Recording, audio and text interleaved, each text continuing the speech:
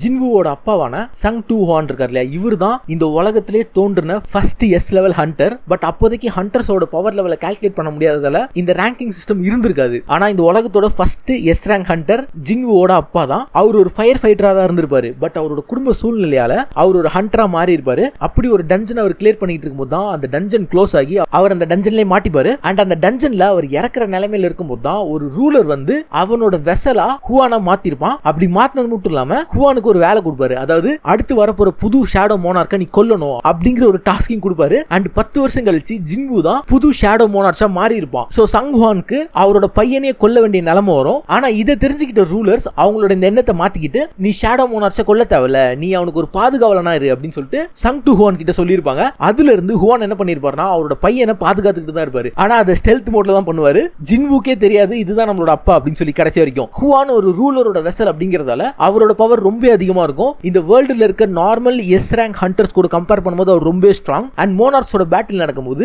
ராக்கன் கிட்ட இருந்து ஜின்வு அவர் தான் காப்பாத்திருப்பாரு. அப்படி மட்டும் அவர் காப்பாத்தல அப்படின்னா ஜின்வு நேரத்துக்கு இறந்து கூட போயிருப்பான். ஆனா அந்த சண்டை அப்போ அவரோட உடம்பு அவர் ரொம்ப யூஸ் பண்ணதால அவரோட வெசல் பிரேக் ஆயிடும். அதனால அவர் இந்த உலகத்தை விட்டு போக வேண்டிய நிலைமை வந்துடும். பட் கடைசியா அவர் ஜின்வு கிட்ட எல்லா உண்மையும் சொல்லிட்டு தான் போவாரு. அவரோட பவர்ஸை பத்தி சொல்லணும் அப்படின்னா ஒரே அட்டாக்ல ராக்கனை பறக்க விட்டுருக்காரு. அது மட்டும் இல்லாம டியூயல் டேகர் வச்சு சண்டை போடுறதுல ஒரு ஸ்பெஷலிஸ்ட்னு சொல்லலாம் இவரை.